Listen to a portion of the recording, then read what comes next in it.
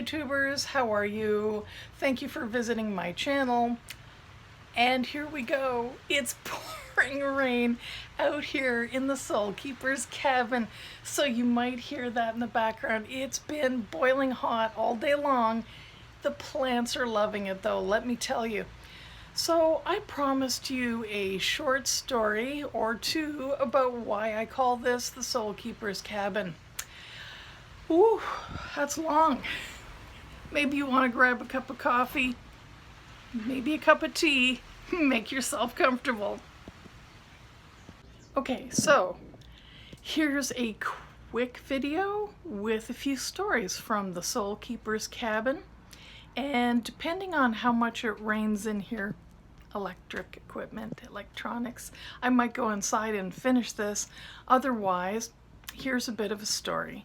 You know, for many years, I spent time offering my caregiving services to family members who unfortunately have since passed, including my mom, my dad, and my brother.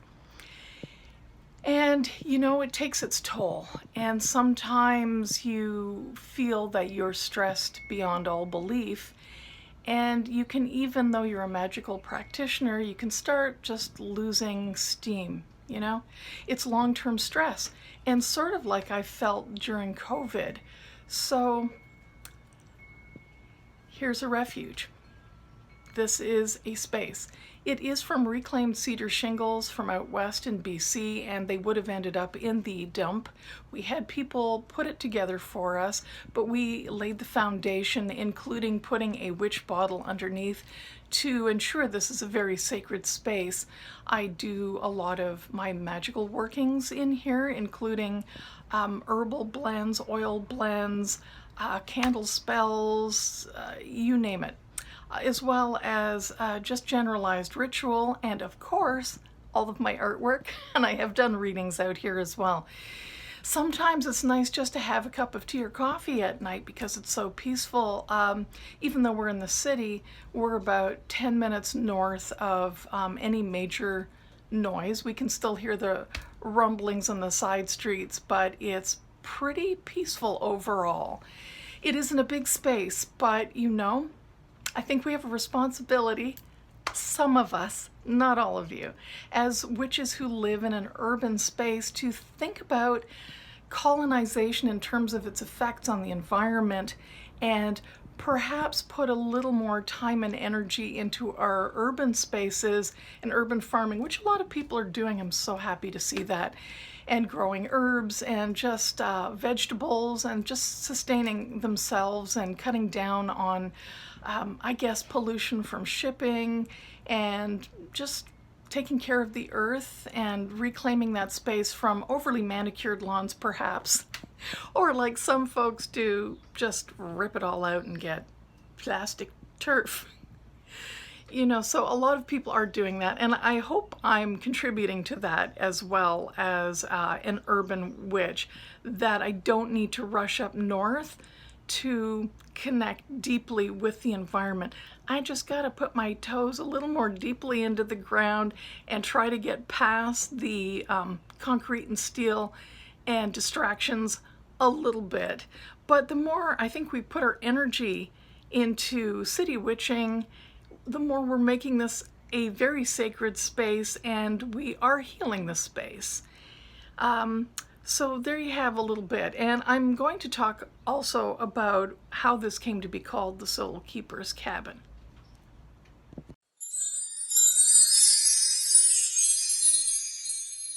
So my husband refers to me as a stick hoarder, and I guess he's not wrong.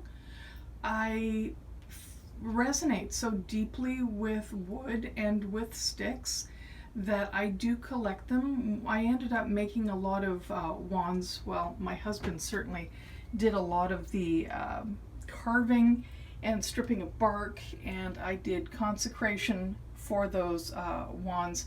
And there's something about the energy when you've grown those trees or shrubs or plants. And as I said, we have a pretty small space, but my goodness, things do tend to grow a lot in a witch's garden.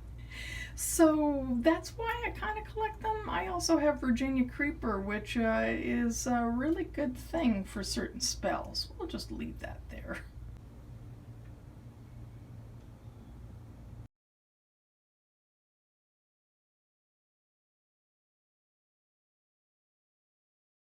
You're gonna have to excuse the jump cuts here.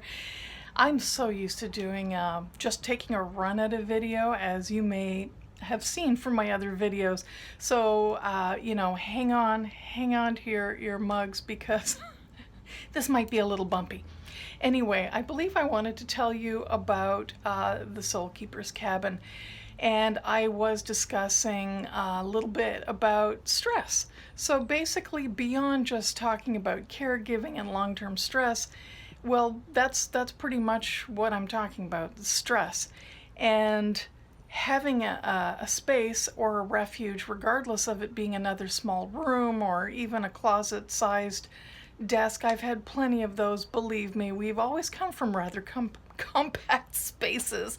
So, you know, it doesn't matter how big or luxurious that space is.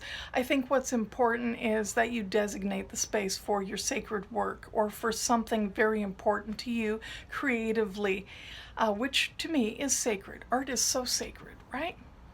Um, so that's what this cabin is about. And if it weren't for this space, especially after you know, a long run of 10 years of caregiving, it just was so healing.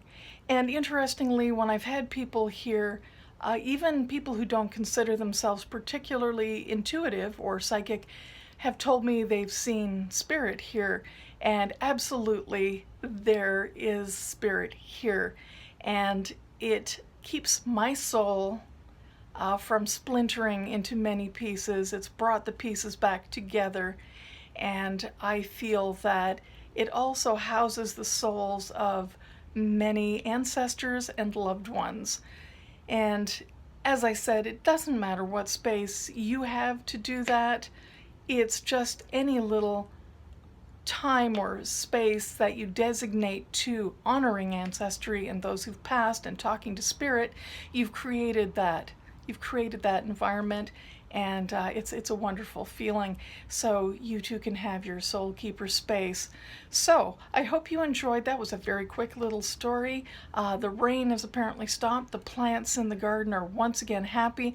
I think I took a couple of shots to show you some things, and I'll probably just drop text in to tell you what they are. I wish you could all visit this magical space. And until next time, remember, please subscribe.